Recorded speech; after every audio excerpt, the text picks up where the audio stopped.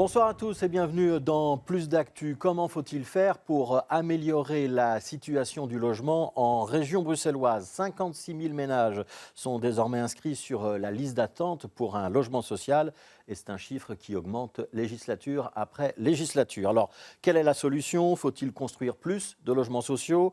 Les imposer aux promoteurs immobiliers? Faut-il agir sur les logements privés en encadrant, par exemple, le prix pratiqué par les propriétaires? Et quel est le bilan de la majorité actuelle en matière de logement? C'est le débat que Plus d'Actu vous propose ce soir.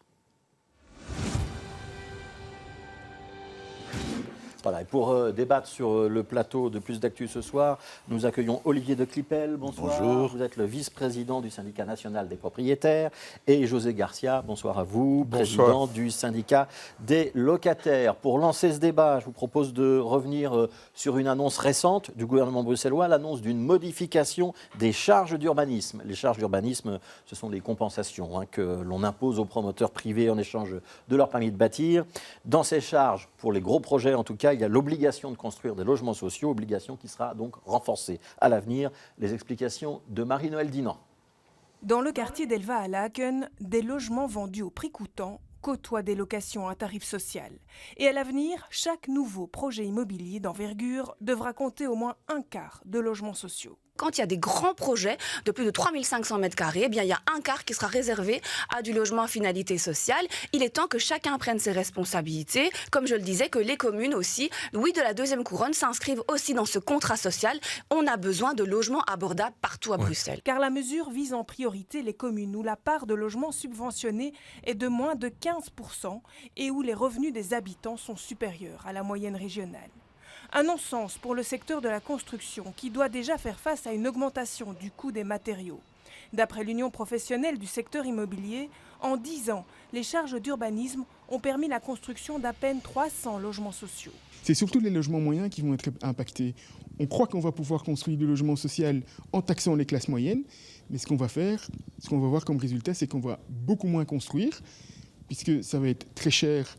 Et il n'y a plus que certaines catégories de personnes qui vont pouvoir l'acquérir. Et donc, la conséquence, on va contribuer à l'exode urbain des classes moyennes. Autre nouveauté dénoncée par les promoteurs, l'apparition de charges d'urbanisme sur les reconversions d'anciens immeubles de bureaux en logements. Or, jusqu'ici, ces reconversions étaient exonérées. On doit aussi penser à l'environnement, sustainability, et c'est une bonne solution pour reconvertir des bureaux obsolètes en logements qualitatifs. C'était un bon régime et le fait qu'ils étaient exonérés aux charges d'urbanisme donnait un peu d'oxygène à ce système-là. Maintenant, ça a disparu et donc c'est clair que l'offre de ce point ne viendra plus. Une réforme des charges d'urbanisme qui intervient alors que l'activité immobilière est en baisse. Un mauvais signal lancé à un secteur qui réclame avant tout une simplification des procédures pour obtenir des permis, seule solution selon lui pour augmenter l'offre et stabiliser les prix. Alors Olivier de Clipel, on a entendu l'avis des promoteurs, en tout cas de certains d'entre eux qui protestent. Quel est l'avis des propriétaires sur cette mesure? Est-ce que ça va donner un petit peu d'air au marché locatif bruxellois si on a plus de logements sociaux? Est-ce que c'est la bonne méthode, ces charges d'urbanisme ou pas? Alors l'objectif, nous le partageons, de créer des logements abordables, et que ce soit des logements locatifs ou des logements acquisitifs. Nous partageons tout à fait cet objectif. Mais la méthode, comme décrit par le secteur des promoteurs de la construction, n'est pas la bonne. Ouais. Pourquoi ce n'est pas la bonne? Est-ce que ce n'est pas une bonne idée de dire au-delà de 3500 m², c'est déjà des projets d'une taille importante, on doit en réserver une partie pour les logements sociaux? Il y a une demande en région bruxelloise sur ces logements sociaux. Oui, et il y a un système des agences immobilières sociales, donc vous pouvez très bien travailler via les agences immobilières sociales avec du logement neuf. Et c'est tout à fait possible, c'est comme ça qu'on a déjà créé plus de 8000 logements sociaux. Donc c'est une méthode beaucoup plus intéressante que celle de crosser des promoteurs qui vont en fait pas investir. Et je crains que le désinvestissement sur Bruxelles ne sera pas bon non plus pour les jeunes acheteurs. Parce qu'au plus on construit de logements à Bruxelles, au plus vous maîtrisez les prix.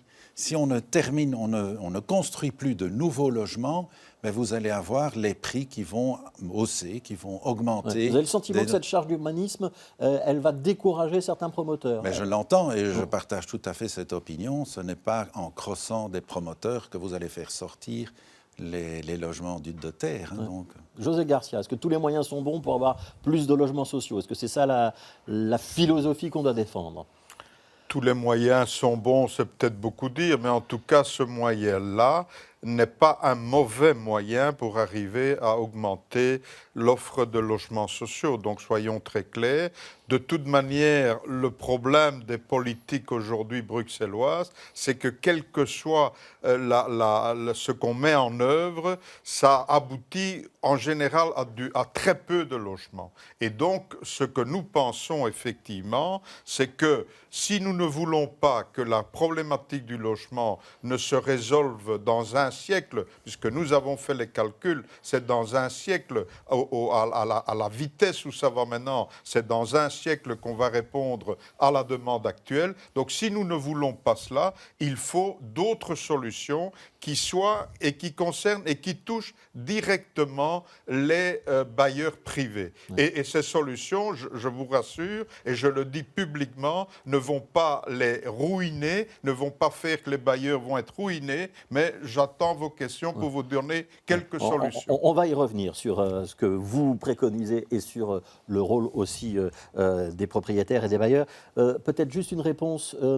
Olivier de Clipel mettait en avant le rôle des agences immobilières sociales, donc qui jouent les intermédiaires entre des locataires sociaux et des propriétaires qui ne sont pas du logement social, mais qui compensent en quelque sorte et puis qui prennent les risques à leur charge. C'est une bonne méthode, ça. Est-ce que ça a permis de sortir des gens de leurs difficultés de logement? C'est aussi une solution sur laquelle nous ne crachons pas, mais là, nous aimerions alors qu'on parle du maître achat.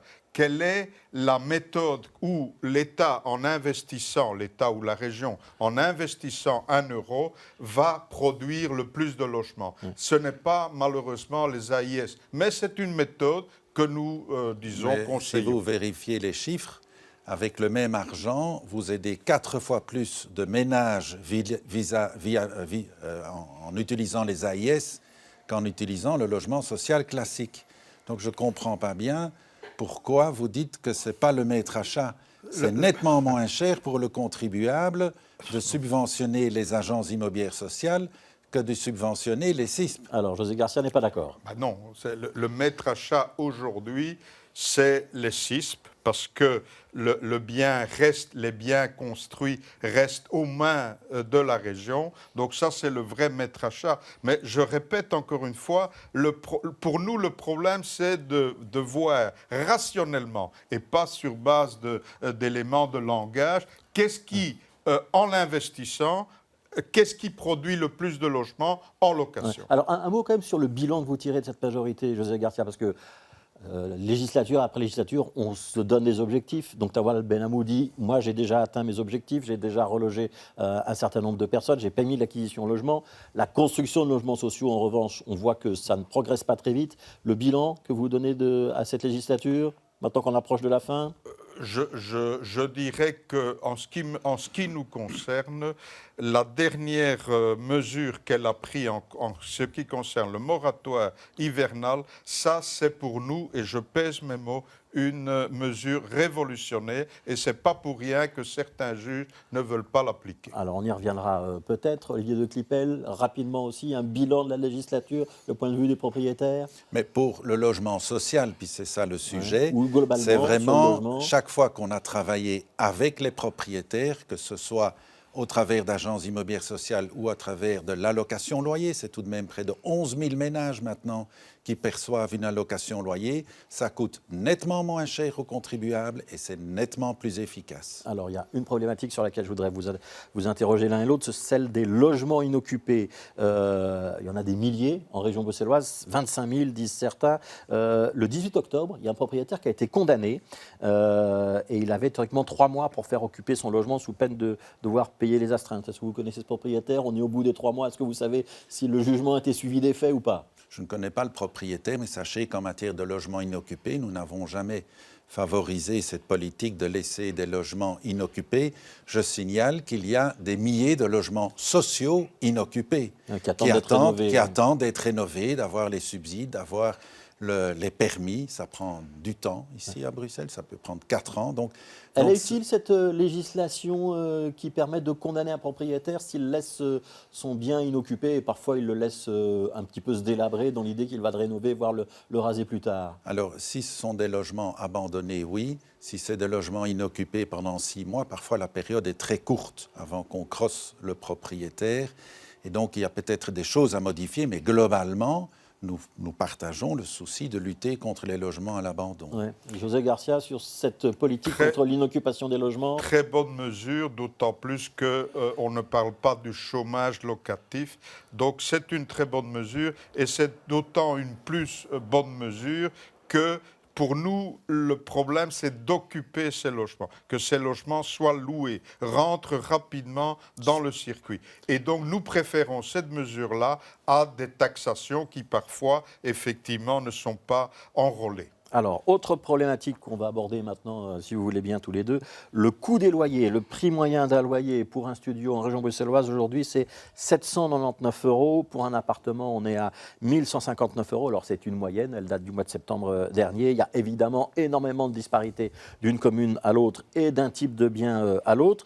Je vous propose d'écouter la secrétaire d'État au logement, Nawal Benamou, sur cette question des loyers. C'était le 23 janvier dans Bonjour Bruxelles.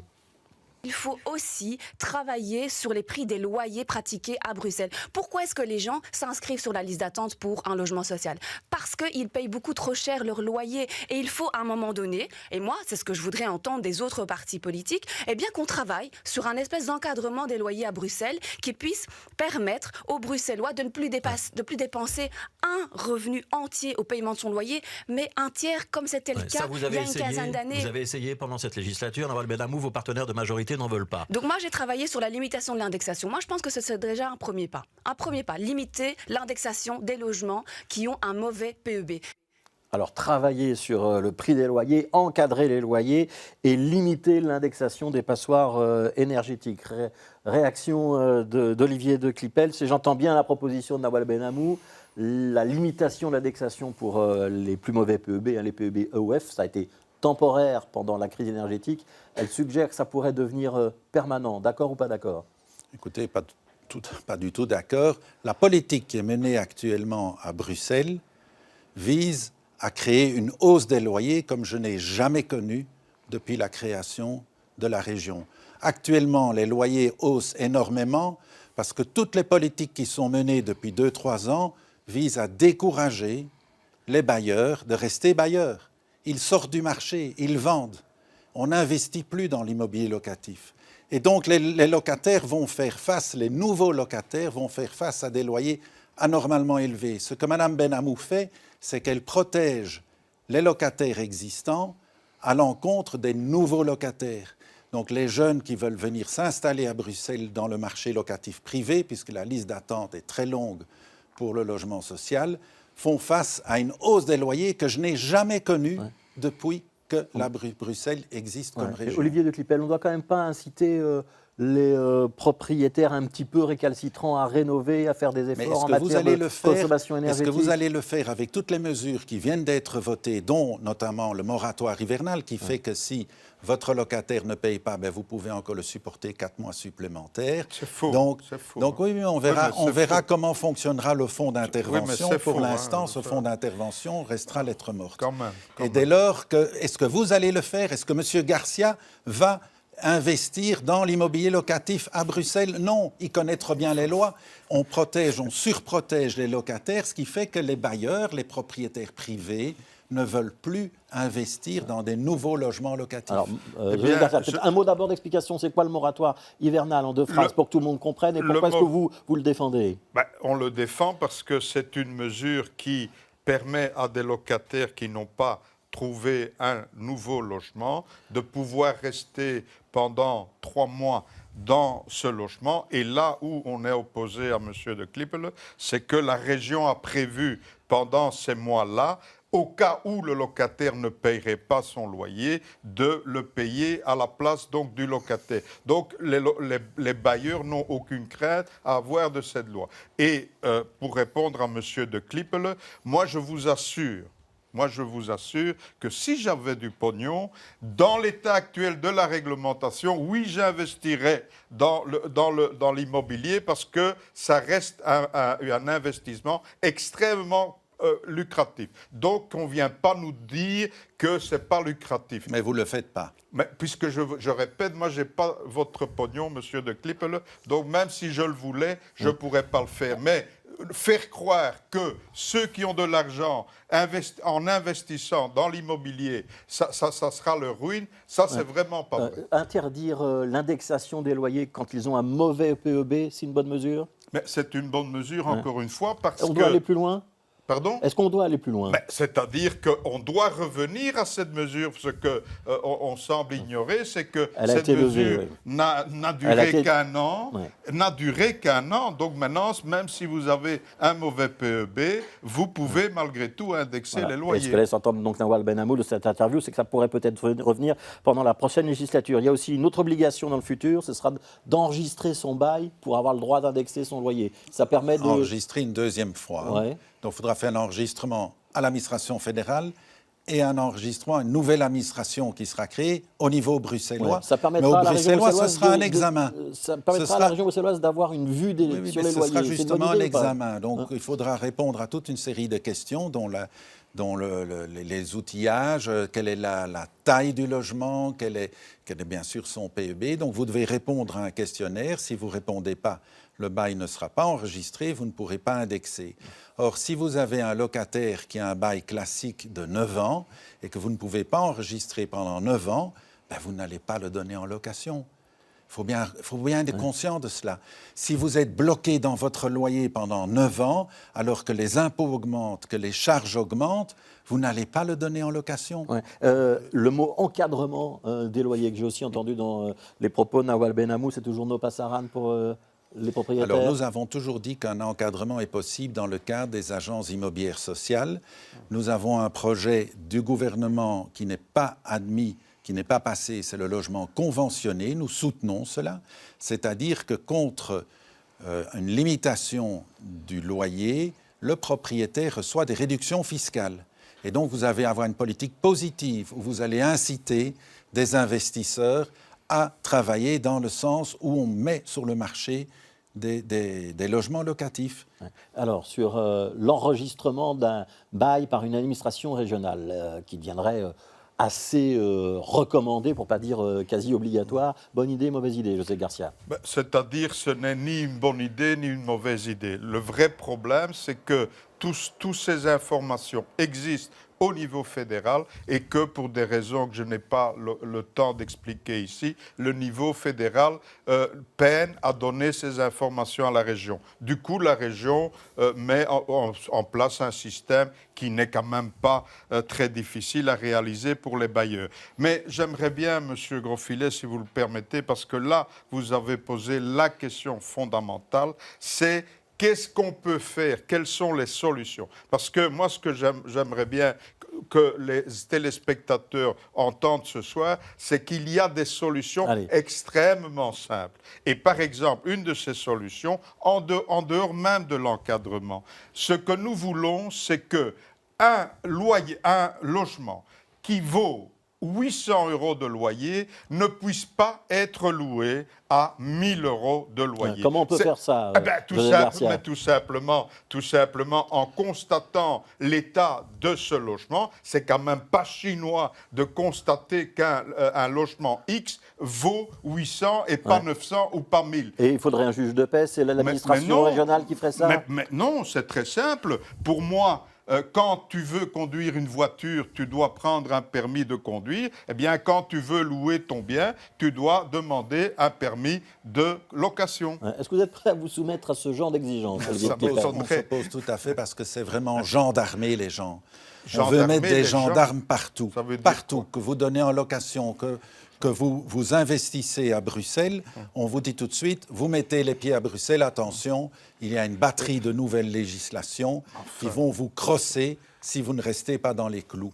Et ce n'est pas comme ça qu'on va faire vivre Monsieur notre de ville. Klippel, C'est pas du tout absurde comme ce ça. que vous dites. Vous venez avec des mesures contre les propriétaires constamment. Constamment. Toutes les mesures que vous citez sont des mesures qui vont effrayer. C'est absurde. Essayez aujourd'hui, au lieu d'être bailleur, d'être constructeur d'automobiles, essayez de mettre sur le marché, de vendre sur le marché une voiture dont les freins ne fonctionnent pas. Eh bien, moi, si ça vous appelez gendarmerie, alors moi, je veux bien. Mais non, il faut que la voiture, les freins puissent fonctionner et vos logements, ils doivent être salubres. Mais le prix des voitures n'est pas conventionné.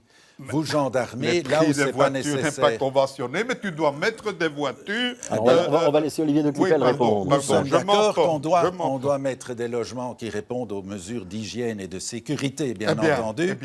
Mais quand vous avez un logement à 800 €, à 1000 €, ils peuvent être tous les deux parfaitement en ordre, mais vous allez décider que celui de 1000 € ne pourra en avoir que 900. Ça, c'est gendarmé. Devant les caméras, je vous pose une seule question. Je m'excuse, je joue un peu au journaliste. Que faites-vous avec les personnes qui louent des taudis à 800 €? Donnez-moi la solution, monsieur. La location loyer.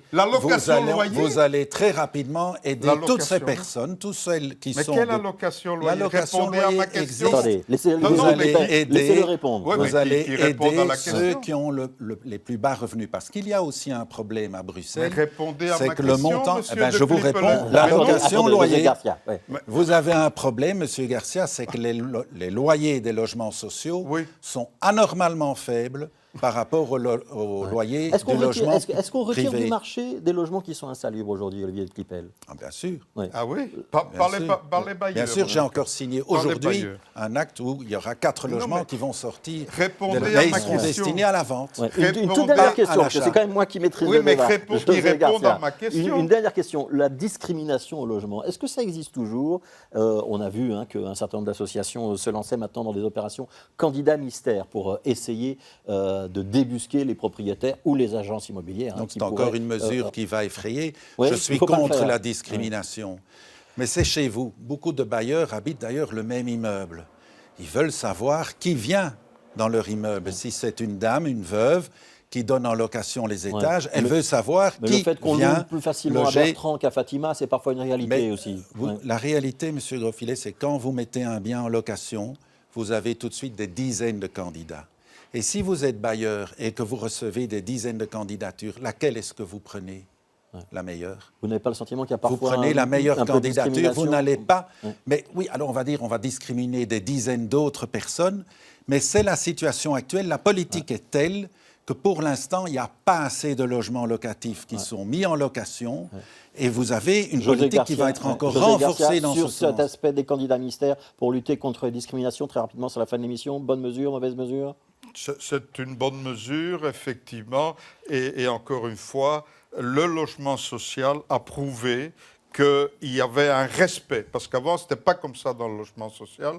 Mais aujourd'hui, grâce aux listes d'attente, il n'y a plus de discrimination de ce genre dans le logement social. Voilà, merci à tous les deux d'avoir participé à ce débat. Olivier de Klippel, vice-président du syndicat national des propriétaires. José Garcia, président du syndicat des locataires. On a compris qu'il y avait un certain nombre de choses qui vous opposaient, en tout cas, dans ce débat. Demain soir, sujet clivant aussi, on s'intéressera aux héritages. Faut-il les taxer davantage, encore au nom du principe d'égalité? Ce sera donc notre débat de demain soir. Et puis, demain matin, je vous retrouve dans notre matinale. Bonjour Bruxelles. On recevra notamment un représentant de la FUGEA, syndicat agricole, qui manifestera dans Bruxelles, et Alain Marron, ministre de l'Environnement de la région bruxelloise. Merci d'avoir été là et à demain.